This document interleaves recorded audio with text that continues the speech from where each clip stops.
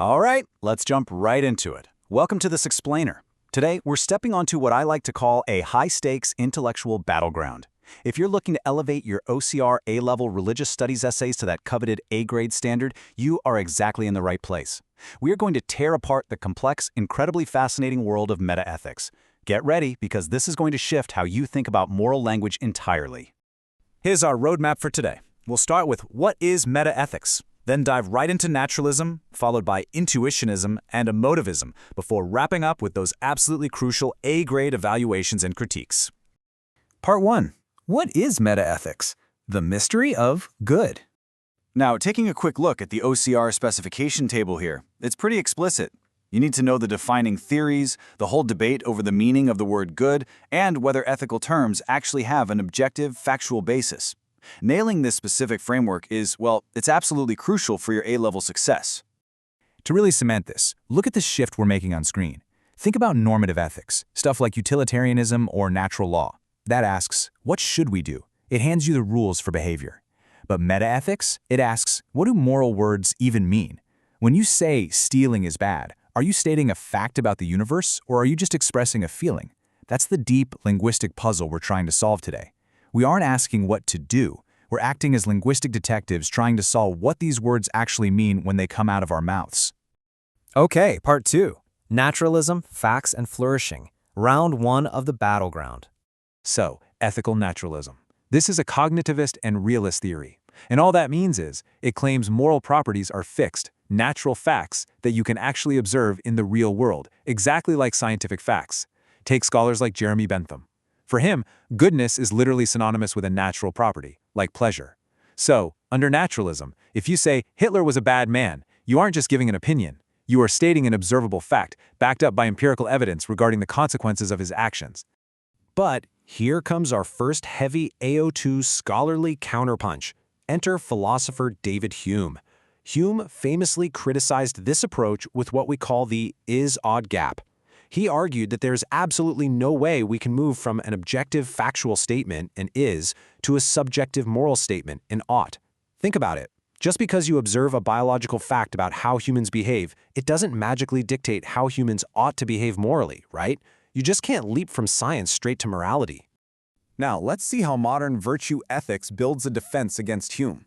Philippa Foot essentially tries to reabsorb that ought right back into the is. She uses this brilliant example. A plant needs water to flourish. That is an observable, totally natural fact. Well, Foot argues that humans have specific, observable needs to flourish too. Therefore, human flourishing is a natural fact, meaning we can derive what we ought to do directly from the factual is of what helps humans thrive. Moving on to part 3. Intuitionism, the yellow dilemma. Round 2 of the battleground. To really get where philosopher G.E. Moore is coming from, ask yourself this. How do you describe the color yellow to someone who has been completely blind their whole life? Think about it for a second. You can't break yellow down into other properties like a shape or a sound, can you? It's indefinable, and this perfectly sets up Moore's core analogy. He argues that the word good is exactly like the color yellow. It's simple, it's indefinable, but it is entirely self-evident to your mind when you experience it. By definition, intuitionism is a cognitivist, non-naturalism theory. It claims that basic moral truths are absolutely real, but they're indefinable and self-evident through our moral intuition. We aren't calculating goodness through some utilitarian equation or observing it under a microscope. According to thinkers like Moore and later H.A. Pritchard and W.D. Ross, our minds just possess this immediate ability to grasp the truth of moral propositions. We don't calculate it. We just intuitively know it.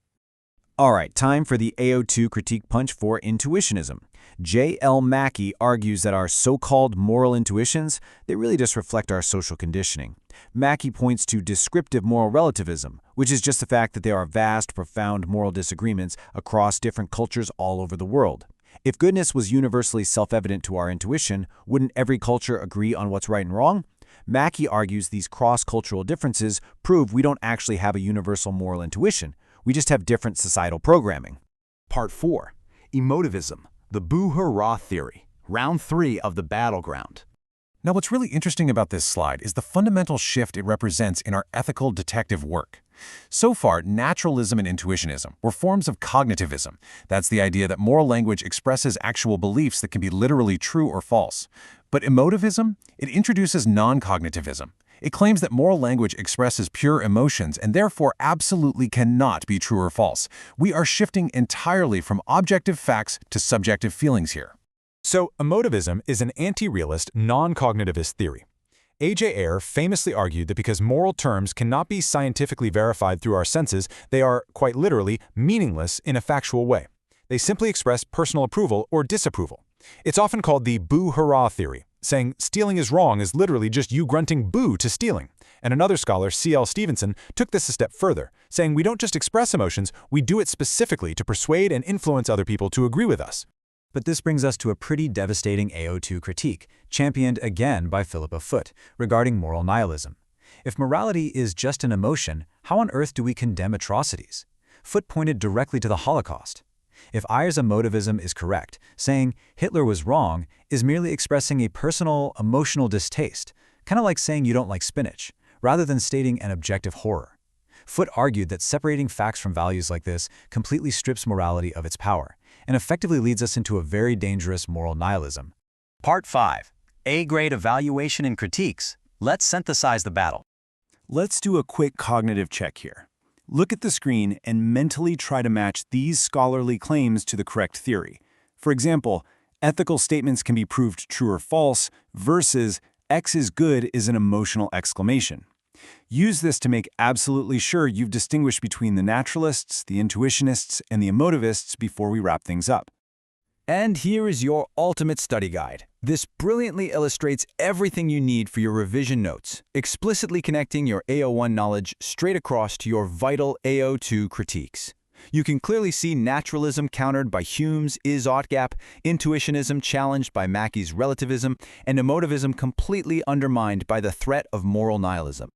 We've covered the battlefield today, so I want to leave you with this final provocative question. Which team are you on? Because to secure that A grade, you can't just sit on the fence. You have to decide, are you an ethical naturalist grounding morality in observable facts, an intuitionist trusting the self-evident truths of the mind, or an emotivist reducing ethics to subjective cheers and boos? Pick a side, use these critiques to form your thesis, and go write a brilliant essay. Thanks for joining me on this explainer, and keep pushing for that top grade.